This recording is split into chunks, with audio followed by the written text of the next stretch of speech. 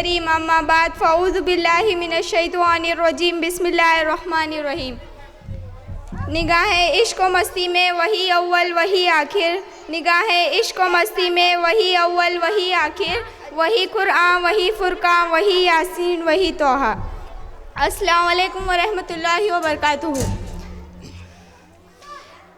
अल्लाह ताला जो ख़ुद तो हमें दिखाई नहीं देते, लेकिन हमारा सारा प्यार हमारे लिए माओं के दिलों में डालकर हमें अता किया है। इस खूबसूरत कायनात में जहाँ हर तरफ कुदरत के नज़ारे हैं, वहाँ सबसे खूबसूरत हस्ती माँ है। हमारी माँ का चेहरा चाहे जैसा भी हो, औलाद के लिए वही सबसे खूबसूरत होता है। अल्लाह ताला से दुआ है कि वो सदक़े मोहम्मद सल्लल्लाहु अलैहि वसल्लम की हम सब की माओं को सेहत और तंदुरुस्त और खुशी वाली ज़िंदगी अता फ़रमाएँ, और जिनकी माएँ इस दुनिया से गुज़र चुकी है, इनके दर्जात को बुलंद अता फ़रमाएँ। ये वाक़या नबी करीम सल्लल्लाहु अलैहि वसल्लम के ज़माने की बात है। मक्का में एक बेवा औरत रहती थी। वो मुसलमान नहीं थी बल्कि मुशरिक थी। इस औरत का 8 साल का बेटा था। वो दोनों बहुत गरीब थे, मुश्किल से गुज़र बसर हुआ करता था। एक रोज़ माँ घर आई तो मासूम बच्चे ने माँ के करीब आकर उससे सवाल किया, माँ, मैंने देखा है कि आप दूसरे बच्चों की माँओं की तरह नहीं हो। इनके पास नए नए कपड़े हैं और तुम्हारे पास तो मैले और फटे कपड़े हैं। माँ ने बेटे की तरफ नज़र भर कर देखा, प्यार से उसे अपने पास बिठाया और कहने लगी, अच्छा, तो मेरा बेटा इतना बड़ा हो गया है कि इसे अपने माँ के हालात समझ आने लगे हैं। फिर अपने बेटे को सीने से लगाते और रोते हुए कहने लगी, बेटा, तुम्हारा बाप मर चुका है और तेरी माँ बेवा है और तू यतीम है, इसलिए मेरे पास पहनने को अच्छे कपड़े नहीं हैं। तेरी माँ सारा दिन काम करती है ताकि तू भूखा ना रहे, और जो कुछ तुझ पे कमाया है वो तुझ पे लगाया है। तेरे लिए नए कपड़े पहनाए ताकि तेरा जिस्म थाम सकूं और तेरी परवरिश कर सकूं। यह कहकर माँ बेटे को गले लगाकर खूब रोई। बेटे ने माँ को चुप करवाते हुए कहा, माँ, तेरी चादर फट गई है ना, मैं तेरे लिए नई चादर लाऊंगा। माँ ने कहा, बेटा, तू कहाँ से लाएगा, अभी तो तू 8 साल का बच्चा है। बच्चा बोला, मैं चाचा से जाकर लाऊंगा।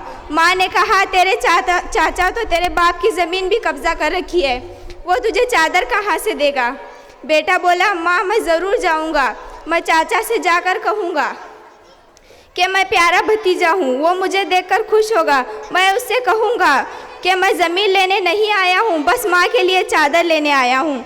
माँ मुस्कुराई और बोली, बेटा, तुझे पता भी है वो कितने दूर रहते हैं, तो 8 साल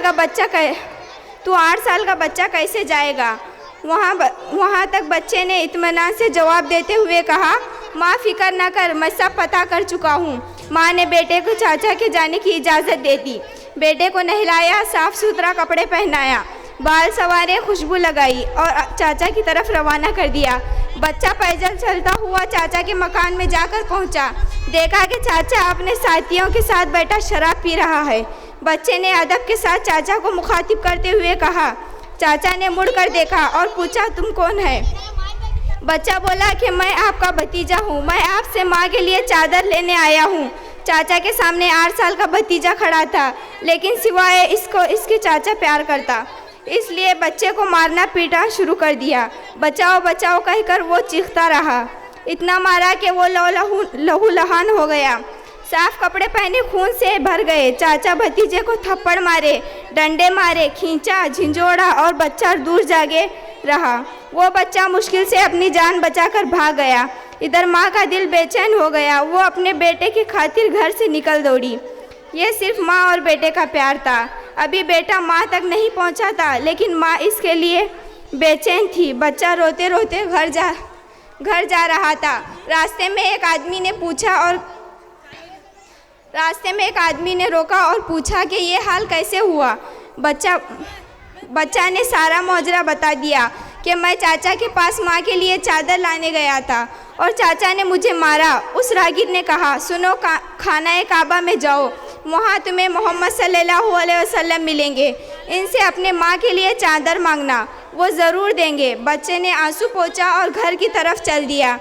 माँ के पास गया। बेटे को इस हाल में देखकर इसकी माँ बेहद रोई। इसे घर ले गई। घर ले जाकर उसे नहलाया, खून साफ किया और ज़ख्मों पर मरहम लगा दी। कहने लगी, मैंने तुझे मना किया था कि कि चाचा तुम्हें कुछ नहीं देगा।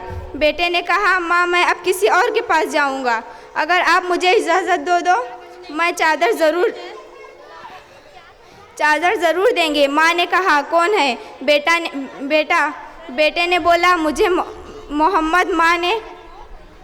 बेटे ने बोला कि मोहम्मद। माँ ने धक्के से बेटे को पीछे किया और बोली, अब इस घर में दोबारा मोहम्मद का नाम नहीं लिया जाएगा। तुम्हें पता भी है बेटा, वो जादूगर हैं, शायर हैं, मजनू हैं, तो इसके पास हरगिज़ नहीं जाएगा। अल्लाह ने इस बात का जिक्र कुरान के 27वें पारे में इरशाद फरमाया है कि लोगों ने मेरे नबी को मजनू, शायर और जादूगर कहकर पुकारा। बेटे ने कहा, माँ मैं इनका पता कर चुका हूँ, मुझे एक बार उनके पास जाने दो। माँ ने बड़ी मुश्किल से इजाज़त दी। ये माँ बेटे दोनों मुशरिकीन थे।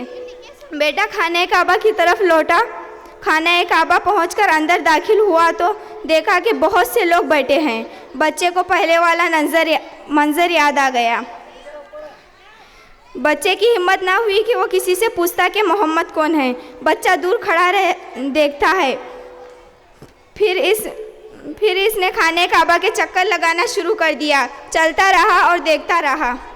फिर एक शख्स पर नज़र पड़ी। वो बच्चा कहता है कि मैंने इनको देखते ही समझ गया कि वही मोहम्मद हैं। इनके चेहरे पर नूर ही नूर था। वो खामोशी से नज़र झुकाए बैठे थे। बच्चा इनके करीब गया और आहिस्ता से कंधे पर हाथ रखा और बोला, मोहम्मद। आप सल्लल्लाहु अलैहि वसल्लम ने पीछे मुड़कर देखा और कहा कि कौन? बच्चा एकदम घबरा गए और रोते हुए कहने लगा, मैं एक यतीम हूँ, मेरी माँ बेवा है और मुझे मेरी माँ के लिए एक चादर चाहिए। मैं अपने चाचा के पास गया था, लेकिन उन्होंने मुझे मारा और वहाँ से धक्के देकर निकाल दिया। फिर किसी ने कहा कि मोहम्मद के पास जाओ, वो तुम्हें चादर ज़रूर देंगे। नबी करीम सल्लल्लाहु अलैहि वसल्लम 8 साल के बच्चे के मुंह से ये अल्फाज सुनकर खड़े हो गए। सब इसे सीने से लगाया और रोते हुए फरमाया, मैं भी यतीम हूँ, मेरी माँ भी बेवा है। मैं समझ सकता हूँ कि यतीम की ज़िंदगी गुजारना कैसा है। आप रोते रहते और बच्चे के सर पर हाथ फेरते रहे। उसे प्यार किया और अपने कंधों पर से चादर उतारकर उसे दे दी और फरमाया कि ये लो चादर और अपनी माँ को दे देना। फिर फरमाने लगे, बेटा अगर इसके बाद भी कुछ चाहिए तो मेरे पास आना, मैं तुम्हें ज़रूर दूँगा। सुभान अल्लाह। अल्लाह ताला ने इस बच्चे को उसकी माँ के लिए दुनिया की सबसे खूबसूरत चादर अता फरमाई।